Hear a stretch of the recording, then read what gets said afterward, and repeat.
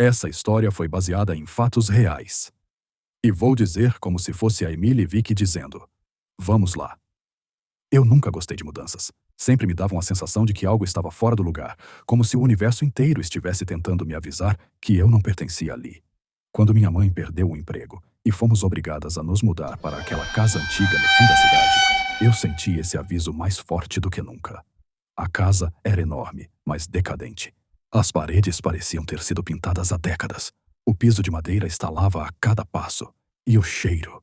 Aquele cheiro de mofo, misturado com um leve aroma de algo que eu não conseguia identificar. Era como se o passado ainda estivesse vivo ali dentro. Meu quarto ficava no segundo andar, bem no fim do corredor. Quando entrei nele pela primeira vez, senti um calafrio que percorreu toda a minha espinha. Era frio, mesmo no verão. A única mobília que já estava no quarto era um espelho encostado na parede. Antigo, com uma moldura de ferro retorcido, em tons de ferrugem e manchas que pareciam cicatrizes.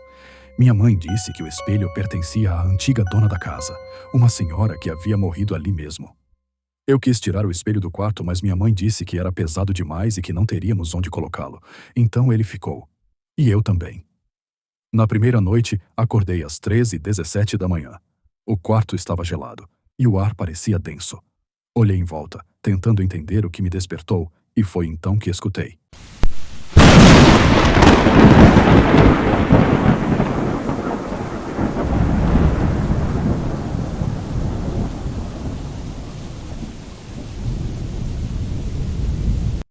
Emily, meu nome, sussurrado como um vento que passa pela fresta de uma janela. Me virei rapidamente para o espelho. E lá estava eu. Só que não exatamente. A imagem refletida parecia errada. Meus olhos estavam escuros, completamente pretos. Não havia brilho, não havia vida. E a boca, lentamente, se mexeu sem que a minha boca real se movesse. Você não devia estar aqui, gritei. A luz se acendeu. Minha mãe entrou correndo. O espelho estava normal. Ela me abraçou dizendo que era só um pesadelo. Eu queria acreditar, tentei, mas sabia, no fundo, que aquilo não foi sonho. Nos dias seguintes, comecei a reparar que o tempo se comportava de forma estranha. Às vezes, ficava horas estudando, mas quando olhava o relógio, ainda eram 14h03. O sol não se movia no céu. O vento soprava do mesmo jeito. Os pássaros cantavam o mesmo som, como se tudo estivesse preso em um loop invisível. Na escola, meu reflexo nos espelhos dos banheiros começou a agir de maneira independente. Enquanto eu lavava o rosto, o reflexo sorria. Quando eu piscava, ele não piscava de volta. Era como se algo estivesse tentando atravessar o vidro. E talvez estivesse.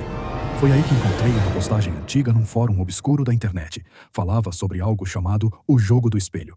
Segundo a lenda, certos espelhos antigos, especialmente os que pertenciam a pessoas falecidas, podiam servir como portais.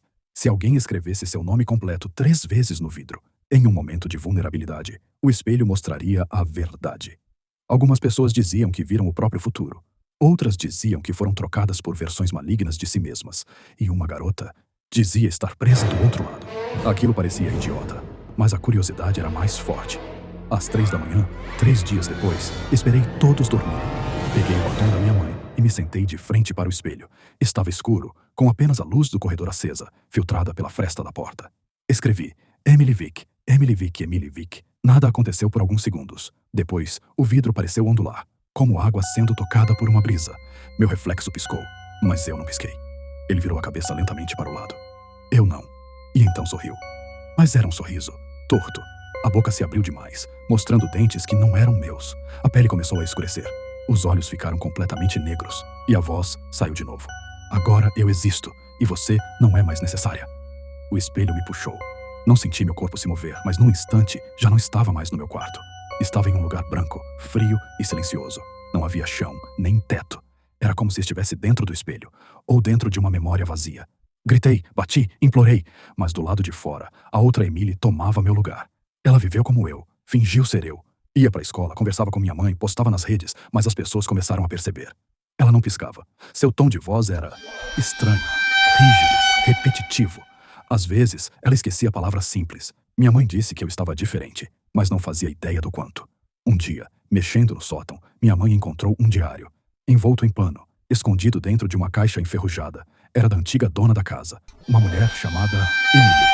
As últimas páginas falavam sobre o espelho, sobre como ele mostrava a verdade, sobre como ela o usava para se comunicar com o outro lado, sobre uma menina que ela viu atravessar e que nunca voltou. A ficha caiu. Eu não era a primeira. E talvez eu também não fosse a real. Talvez eu tivesse nascido daquele espelho. Talvez a verdadeira Emily já estivesse morta há anos. Talvez a minha vida inteira fosse só um fragmento de outra existência. Ou talvez eu tivesse sido trocada. Minha mãe começou a rezar todas as noites. Cobriu o espelho com um lençol branco. Trancou a porta do meu quarto. Mas já era tarde. Um mês depois, nos mudamos. A casa foi vendida. Minha mãe não falou mais no assunto.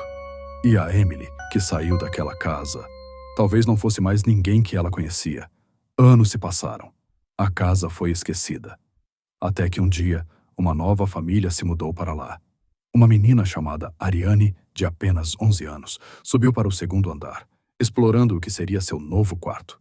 Encostado na parede, coberto por um pano empoeirado, estava o espelho. Ela achou bonito. Pegou o batom da mãe e escreveu: Ariane Souza. Ariane Souza. Ariane Souza é. Do outro lado, eu sorri. Ainda estou aqui, esperando.